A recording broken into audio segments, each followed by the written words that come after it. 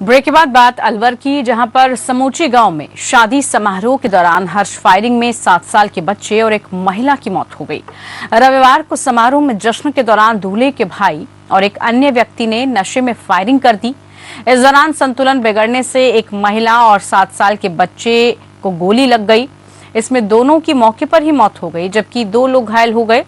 घायलों को इलाज के लिए अस्पताल में भर्ती किया गया। घटना के बाद मौके से भाग रहे दोनों आरोपियों को पुलिस ने पकड़ लिया। वहां मौजूद हंसा नाम की एक अन्य महिला और प्राची को भी गोली लगी है। इस घटना में हंसा और प्राची गंभीर रूप से घायल हैं। फायरिंग के बाद कार्यक्रम में भगदड़ मच गई। लोग अपनी जान बचाकर इधर से उधर भागते दिखे।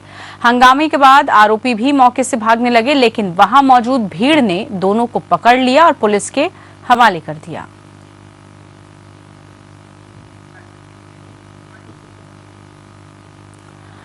कोटा नगर निगम दक्षिण की बजट बैठक का आयोजन किया गया। बैठक में कोटा दक्षिण से विधायक संदीप शर्मा और विधायक मदन दिलावर शामिल हुए। इस दौरान विधायक मदन दिलावर ने कोटा उत्तर और दक्षिण नगर निगम में भेदभाव का आरोप लगाया। इसी दौरान पार्षद धनराज चेजी ने आरोपों का विरोध करते हुए विधायक की कार्यप्रणाली पर ही सवाल उठा दिया, जिसके बाद भाजपा और कांग्रेस के पार्षद आमने सामने हो गए। बैठक में पिछली बोर्ड बैठक में पार्षदों को दी जाने वाली खेल सामग्री को लेकर भी सवाल उठाए गए।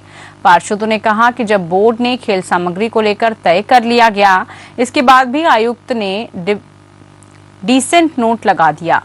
वहीं जब डीएलबी ने राहत दी तो भी अब तक खेल सामग्री नहीं दी गई है। पार्षदों ने कार्यवाहक आयुक्त पर आरोप लगाया और उन्हें रिलीव करने की मांग की है। लैपटॉप नहीं देने को लेकर भी हंगामा हुआ। इस दौरान एक पार्षद ने आयुक्त पर पेपर उछाल दिया। दोनों पक्षों के पार्षदों ने एक दूसरे पर आरोप प्रत्यारोप लगाए। नहीं हो रही है, इसमें कोई दोहराए नहीं। चाहे पक्ष के पार्षद हों चाहे विपक्ष के पार्षद हों, जनप्रतिनिधि को सम्मान नहीं मिलेगा तो वो किससे कहेगा। बोर्ड की बैठक एक उसके पास ऐसा माध्यम है वो अपनी बात पहुंचा सकता है। तो मैं समझता हूं कि 17 फरवरी 22 के बाद बैठक हुई है जो गलत है। हर 2 महीने में एक बैठक होनी चाहिए ताकि 2-3 मेन टॉपिक रहें और उस पर डिसीजन हो और कार्रवाई हो। आज सबसे बड़ी बात यह है, चाहे पक्ष के पार्षद हों या विपक्ष के पार्षद हों, मैं खुद भी इनसे सहमत हूँ।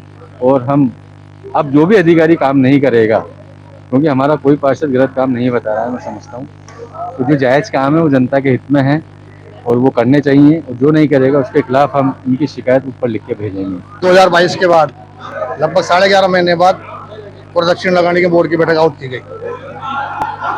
सभी पार्षद, चाहे सत्ता पक्ष के चाहे विपक्ष के पार्षद, सभी पार्षद अधिकारियों की कार्यप्रणाली से नाराज हैं। पिछली बोर्ड की बैठक में निर्णय हुए, किसी निर्णय की पालना आज तक नहीं की। इतनी मेहनत करके हमने टेंडर बनाया खेल सामग्री के, लैपटॉप के, कार्यवाहक आयुक्त 20 दिन से पत्रावलियों को लेकर बैठे हैं। ऐसा लगता है कि अधिकारियों पे कोई अंकुश नहीं है। मतलब आज बोर्ड की बैठक में महापौर, उप महापौर, सत्ता पक्ष पार्षद भी असहाय नजर आए। मेरा ऐसा मानना है कि माननीय मंत्री महोदय की इन अधिकारियों को शय है, उनके निर्देश में कार्य करते हैं। हमने निवेदन किया अध्यक्ष महोदय को, हम विपक्ष के पार्षद आपके मान सम्मान के लिए और पार्षद के मान सम्मान के लिए हमें साथ चलने को तैयार हैं। खबर बीकानेर से है, जहां पर 8 अलग अलग देशों की करेंसी के साथ 3 ईरानी युवकों को पुलिस ने गिरफ्तार किया। एक युवक की तबीयत खराब होने की वजह से उसे अस्पताल में भर्ती किया गया, जहां पुलिस के पहरे में उसका इलाज चल रहा है। जानकारी बीकानेर एसपी योगेश यादव ने प्रेस कॉन्फ्रेंस के दौरान दी है। उन्होंने बताया कि इन तीनों ईरानी युवकों को बीकानेर के एक होटल से गिरफ्तार किया गया। तीनों एक फेक आईडी दिखाकर यहां रुके हुए थे। इनके पास कई सारे फर्जी आधार कार्ड भी मिले। इसके साथ साथ 8 अलग देशों की करेंसी और नशे की सामग्री भी मिली है। ये तीनों अपने हाथ की सफाई से सीधे साधे व्यापारियों और लोगों के साथ ठगी कर रहे थे। नापासार इलाके में एक व्यक्ति से चिटकर हजारों रुपए लेकर ये फरार हुए। इस पूरी कार्रवाई में गंभीर बात यह भी सामने आई है कि ये तीनों टूरिस्ट वीजा पर भारत घूमने आए थे। वीजा की समय अवधि 3 महीने पहले ही खत्म हो चुकी है, फिर भी ये यहाँ घूम रहे थे। एसपी यादव ने बताया कि बीकानेर बॉर्डर क्षेत्र है, ऐसे में इस प्रकार विदेशी लोग चीटिंग करते हुए पकड़े जाते हैं और अपने आप में एक ये गंभीर विषय है, इसलिए संबंधित सभी एजेंसियों को भी सूचित किया गया है। साथ ही इनकी गिरफ्तारी को लेकर ईरानी एम्बेसी को भी सूचित किया गया है। अनुमानित है कि परसों रात मतलब 3 तारीख को जो है अपने नापासर एरिया में एक व्यवसायी के साथ में एक चीटिंग की घटना हुई, जिसमें शुरुआत में परिवादी की तरफ से ये बताया गया कि उसके साथ जो है कोई हथियार दिखाकर उसके साथ लूट हुई है और कुछ बदमाश उससे कुछ कैश लेकर फरार हो गए। खबर जोधपुर से है, जहां पर फलौदी में चोरों के हौसले बुलंद दिख रहे हैं, जिसके चलते शहर में जगह जगह चोरी की वारदातें हो रही हैं। कुछ ऐसा ही शहर के केशव नगर क्षेत्र स्थित एक मकान में हुआ, जहां मकान में 3 ताले तोड़कर चोरों ने लाखों की नकदी समेत सोने चांदी के जेवरातों पर हाथ साफ कर दिया। पीड़ित मनोज पुरोहित ने पुलिस को बताया कि चोरी हुआ नकदी और ज्वेलरी शादी को लेकर संभाल कर रखा हुआ था। शाम को उनका परिवार सामाजिक कार्यक्रम के चलते बाहर गया हुआ था। मात्र 45 मिनट बाद ही घर लौटने पर चोरी की घटना का पता चला। फिलहाल फलौदी पुलिस ने मकान के मालिक मनोज पुरोहित द्वारा दी गई लिखित रिपोर्ट के आधार पर अज्ञात चोरों के खिलाफ मामला दर्ज करते हुए जांच शुरू कर दी है। गौरतलब हो कि तकरीबन 1 से 1.5 महीने पहले शहर के धौलावाला स्थित एक मकान में चोरों ने नकदी और सोने चांदी के जेवरात पर हाथ साफ किया था, जिसकी लिखित रिपोर्ट पुलिस को पेश किए जाने के बाद अब तक किसी भी तरह का कोई खुलासा नहीं हो पाया है। ये घटनाक्रम 7 से 8 के बीच में हुआ है और मेरे सब फैमिली वाले जितने भी थे सब सामाजिक कार्य में शादी में बाहर गए हुए थे और मैं 7 बजे जब घर से निकला और 8 बजे मैं वापस आया, तब तक ये दोनों मेरे जो गेट थे दोनों टूटे हुए थे। अंदर वाला ये भी लॉक टूटा हुआ था। 8 लाख रुपए कैश और 10 से 12 तोला जेवरात थे।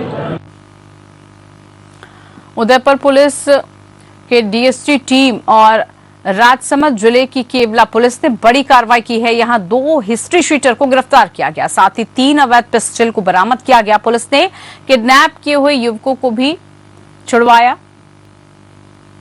आपको बता दें कि राजसमंद के केलवा थाना क्षेत्र में हिस्ट्री शीटर दीपक मिनेरा और किशन मनेरिया को एक युवक को किडनैप कर ले जाते हुए गिरफ्तार किया गया। इनके कब्जे से अवैध पिस्टल और 12 जिंदा कारतूस भी बरामद हुए।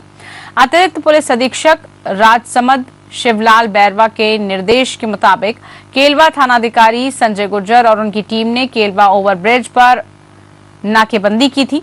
आरोपी पुलिस की नाकेबंदी देखकर अपनी कार को रिवर्स लेकर भागने में जुटे थे, जिस पर आरोपियों का पीछा करते हुए सुखेर थाना पुलिस और उदयपुर डीएसपी टीम ने आरोपियों को रोका। आरोपियों ने कार से ही पुलिस पर 2 राउंड फायर कर दी थी, जिस पर जवाबी कार्रवाई में पुलिस ने भी फायर किया। आरोपियों को धर दबोचा गया। दोनों आरोपियों को गिरफ्तार कर लिया गया। मुठभेड़ के दौरान आई चोटों के चलते उन्हें राजसमंद जिला चिकित्सालय लेकर जाया गया, जहां इनका इलाज करवाया गया। वहीं राजसमंद थाने में उनको बंद किया गया है। पुलिस ने आरोपियों के खिलाफ किडनैपिंग, मारपीट, अवैध हथियार रखने के मामले को मुकदमे के तहत दर्ज किया।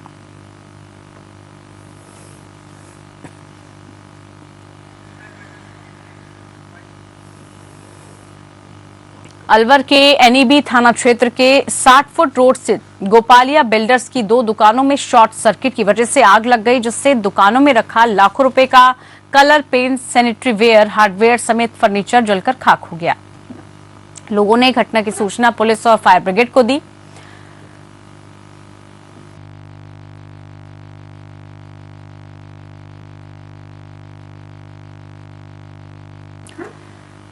तो एनईबी थाना पुलिस और फायर ब्रिगेड की 4 गाड़ियों ने मौके पर पहुंचकर आग पर काबू पाया। फायर ब्रिगेड के मौके पर पहुंचने से पहले ही दुकानों में रखा पूरा सामान जलकर राख हो गया। पुलिस ने बताया कि दुकानदार जब दुकान बंद करके घर गया था तो शॉर्ट सर्किट की वजह से दुकान में आग लग गई थी। थाने पर सूचना मिली कि 60 फुट रोड पर गोपालिया बिल्डर्स की दुकान में आग लगी है, जिस पर हम मौके पर आए। वो है दमकल विभाग की 2 गाड़ी आ गई है जो आग बुझाने का काम कर रही है। कितनी दुकानों में आग लगी है सर? क्या चीज? कितनी दुकानों में आग लगी है? 2 दुकानों में नुकसान हो गया है। जोधपुर के फलौदी में एक महिला ने पड़ोसी के साथ मिलकर पति और सास को नींद की गोलियां खिला दी। इसके बाद वो लाखों रुपए के सोने चांदी समेत कीमती सामान पर हाथ साफ करके चल दिए। पूरी घटना सीसीटीवी कैमरे में कैद हुई। पुलिस ने पीड़ित डूंगरलाल की दी लिखित रिपोर्ट पर नामजद मुकदमा दर्ज किया। जांच शुरू कर दी गई। जांच सब इंस्पेक्टर अमीलाल को सौंपी गई है।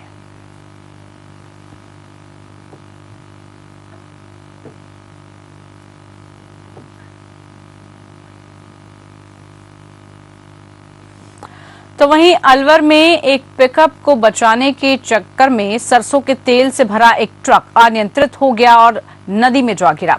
ट्रक के पलटने के बाद टैंकर में भरा पूरा तेल वहां पर फैल गया। सूचना के बाद आसपास के गांव के लोग वहां पर पहुंचे, टैंकर को देखने वहां आए। सरसों का बहता तेल लोग भर भर के घरों में ले जाते भी दिखे। जानकारी के मुताबिक ट्रक भरतपुर से अलवर के लिए जा रहा था। मामला लक्ष्मणगढ़ क्षेत्र का है। हालांकि घटना में किसी भी जानमाल की हानि नहीं हुई।